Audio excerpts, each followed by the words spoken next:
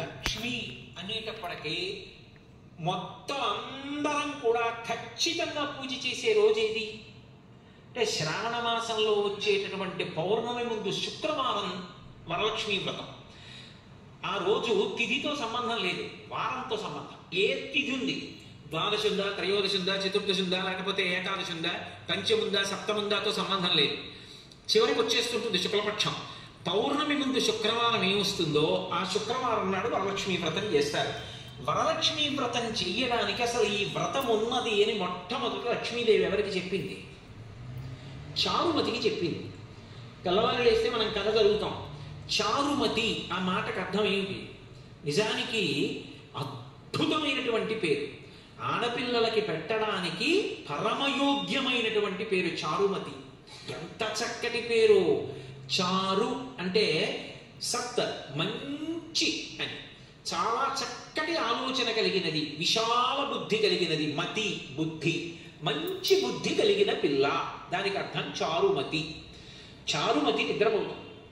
నిద్రపోతున్నటువంటి చారుమతి కలలోకి వచ్చింది లక్ష్మీదేవి. వచ్చి కల్పన చెప్పింది, ఇలా చెయ్యి పూజమ్మా, నా పూజ నిన్ను అనుగ్రహిస్తానమ్మా అంది.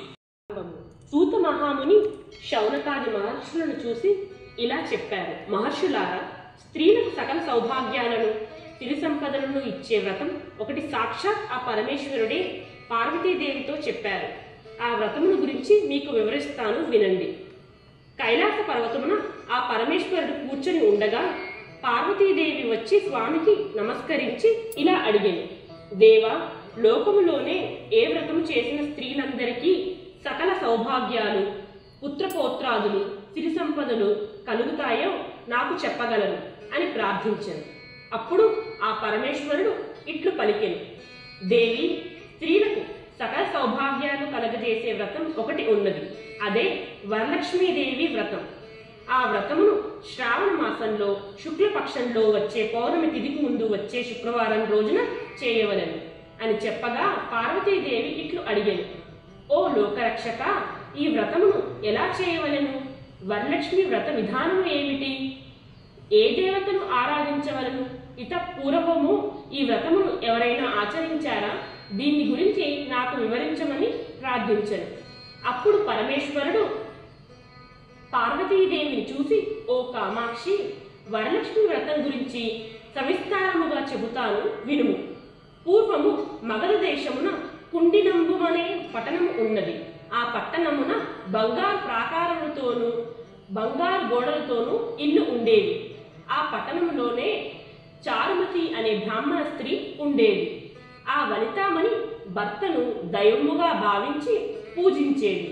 రోజు తెల్లవారుజామునే లేచి స్నానమాచరించి పూజాది కార్యక్రమాలను చేసుకొని అత్తమామలకు అనేక సేవలు చేసి ఇంటి పనులు చేసుకొని మిగతా వారితో ప్రేమగా మాట్లాడుతూ అందరితో సత్యముగా ఉండేది. ఇటువంటి గుణములు ఉన్న చారుమతి యందు వరలక్ష్మీదేవి యొక్క అనుగ్రహం కలిగింది.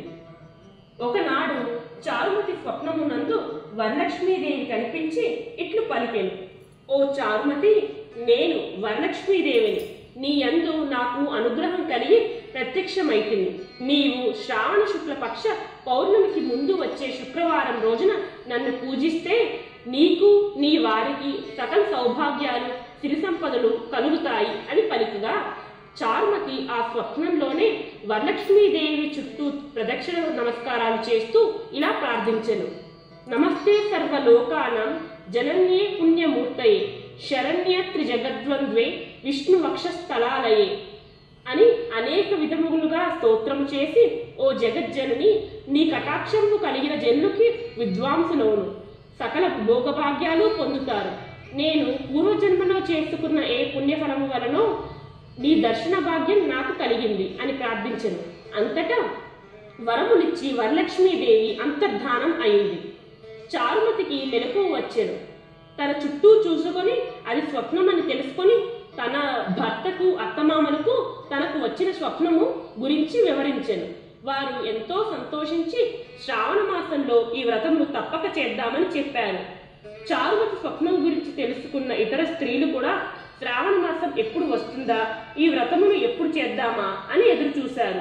ఇది ఇలా ఉండగా వీరి భాగ్యఫలం వలన శ్రావణ మాస శుక్లపక్ష పూర్ణిమకు ముందు వచ్చే శుక్రవారం వచ్చినది. అంతటా చారుమతి మరియు ఇతర స్త్రీలు ఈ రోజే కదా వరలక్ష్మీదేవి వ్రతం చేయమని చెప్పినది అనుకొని ఆ రోజు తెల్లవారుజామునే లేచి తలస్నానము చేసుకొని శుభ్రమైన వస్త్రములను ధరించి చారుమతి యొక్క గృహంలోనే ఈశాన్య మూలములో గోమయంతో అలికి మండపం ఒకదాన్ని ఏర్పాటు చేసి దానిపైన కొత్త బియ్యము పోసి మర్రి చిగుళ్ళు పంచపల్లవాలతో కలుషునొకదాన్ని ఏర్పాటు చేశారు. అందులోనికి వరలక్ష్మీదేవిని ఆవాహన చేసి చారుమతి మొదలగు స్త్రీలందరూ మిక్కిలి భక్తి శ్రద్ధలతో పద్మాసనే పద్మకరే సర్వలోకైక పూజితే నారాయణ ప్రియే దేవి సుప్రీతా భవ సర్వదా అన్న శ్లోకం చెప్పి ధ్యాన ఆవాహనాది షోడశోపచారములతో అమ్మవారిని పూజించి 9 సూత్రములు కలిగిన తోరంబును వారి కుడి చేతికి కట్టుకొని వరలక్ష్మీదేవికి అనేక విధమైన నైవేద్యములు సమర్పించి ఆ మంటపము చుట్టూ ప్రదక్షిణ చేశారు. మొదటి ప్రదక్షిణ ముగియగానే వారి కాలయందు గల్లు గల్లుమంటూ మంజీరములు మరియు ఇతర ఆభరణములు ప్రత్యక్షమయ్యాయి. వారు మిక్కిలి సంతోషించి రెండో ప్రదక్షిణ చేయగానే వారి చేతులకు నవరత్నములతో కూడిన బంగారు హస్తాభరణములు ప్రత్యక్షమయ్యాయి. వారు మరింత ఉత్సాహంతో మూడో ప్రదక్షిణ పూర్తి చేయగా వారు సర్వాభరణ అలంకృతులయ్యారు. అంతటా చారుమతి మొదలైన స్త్రీల ఇళ్లలో సర్వాభరణములు రథ గజ తురగ వాహనములు నిండేను. ఆ స్త్రీలందరినీ తీసుకువెళ్ళుటకు వారి వారి ఇళ్ల నుండి రథములు గుర్రములు వచ్చి చారుమతి ఇంటి దగ్గర నుండెను. అప్పుడు చారుమతి మరియు ఇతర స్త్రీలు ఈ వ్రతమును కల్పోక్తముగా తమతో చేయించిన బ్రాహ్మణుడికి గంధ పుష్పములతో పూజించి 12 ఉండ్రాలను దక్షిణ తాంబూలాలుగా ఇచ్చి నమస్కరించి ఆ బ్రాహ్మణుని ఆశీర్వాదమును పొంది ఆ వరలక్ష్మీదేవికి నివేదించిన నైవేద్యమును బంధుమిత్రులతో కలిసి భుజించినారు. పిదప వారి కొరకు వచ్చిన వాహనములలో ఎక్కి ఇళ్లకు వెళుతూ ఒకరితో ఒకరు ఓహో చారుమతీదేవి ఎంతటి భాగ్యవంతురాలో కదా, సాక్షాత్ ఆ వరలక్ష్మీదేవియే ఆవిడ స్వప్నంలోనికి వచ్చి ఈ వ్రతమును గురించి చెప్పినది అని చారుమతిని మిక్కిలి కొనియాడి వారి వారి ఇళ్లకు చేరుకున్నారు. అప్పటి నుండి చారుమతి మరియు ఇతర స్త్రీలు ప్రతి ఏటా ఆ వరలక్ష్మీదేవి వ్రతమును చేస్తూ అష్ట ఐశ్వర్యములు భోగభాగ్యములతో తులతూగి ఉన్నారు. కావున ఓ పార్వతి, ఈ వ్రతమును 4 వర్ణముల వారు చేసుకోవచ్చును. అలా చేసినచో వారికి సకల సుఖములు సౌభాగ్యములు ఆ వరలక్ష్మీదేవి యొక్క అనుగ్రహంతో కలుగుతాయి. ఈ కథని ఎవరైతే వింటున్నారో చదువుతున్నారో వారికి ఆ వరలక్ష్మీదేవి అనుగ్రహం వలన సకల కార్యాలు సిద్ధిస్తాయి. వరలక్ష్మీ వ్రత కథ సంపూర్ణం. స్వస్తి.